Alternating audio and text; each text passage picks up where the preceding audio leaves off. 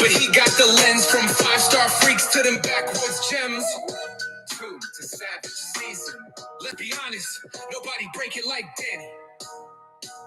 Walking through combined smoke like a myth. Danny got notes on a kid with no clips. He said, yo, check that DB from Portland State. You're gonna laugh, but bro, he can straight up play. He know the verticals, hand size twitch, but more than the metrics. He reads that grit.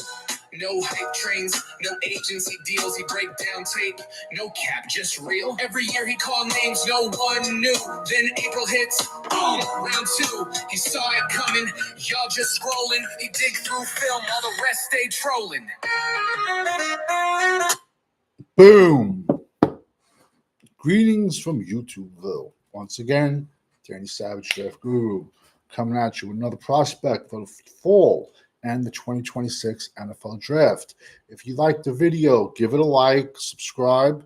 It don't cost a dime. There's this new button, hype or something. I don't know what it does. Just click it anyway, bro. Had to take a little break. You never knocked me down, Ray. You never knocked me down. That's from a classic movie. And let's see if anyone in my chat knows what movie that's from. Long story short, I was way ahead of myself, but could be be starting slowly. I'm gonna be starting slowly. He's talking about an offensive tackle, Lance Hurd, University of Tennessee. And like I said in my first video on May the 4th, because May the 4th is when I started breaking down players, I said it is a below average left tackle class. That's going to cause a kid like this to make a lot of money.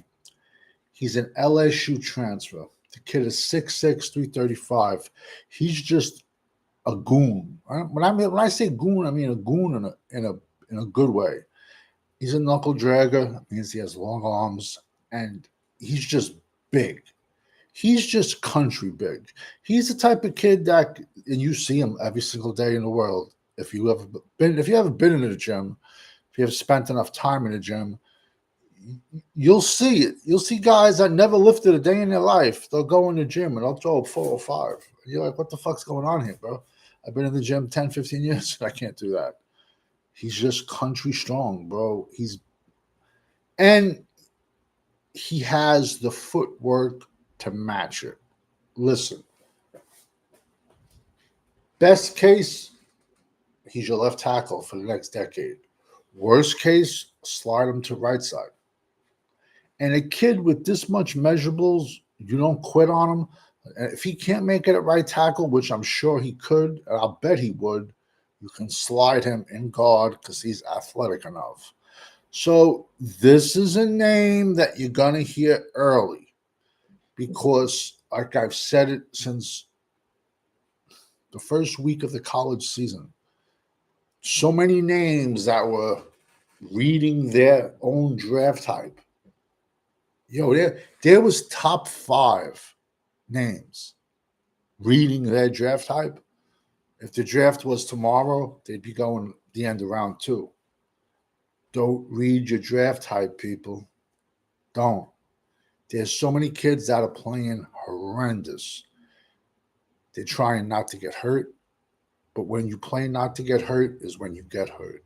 Listen, I'm going to be dropping some tape in the comments section, and he's Tennessee's left tackle. Remember this name because you're going to hear it very early in a below average left tackle class. But now, come February, come March and April, you'll see the dudes with the do-rags. They'll put their do-rags on. The one kid with the band. Then you got Salacious Crumb. You got the one dude that sits in his chair 23 hours a day like this. He looks, who the fuck was that guy? Who was that guy that sat in his chair like a wheelchair and only said it? He only talked to a fucking computer. Like that.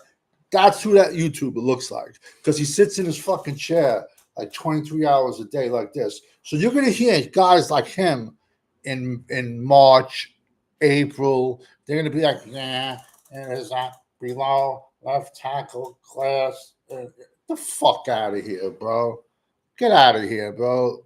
Fucking snake oil salesman. Get out of here. Because we all know when you're rocking with the GWO, it's for life. And I'm here to expose fake motherfuckers, bro. Sorry I cursed.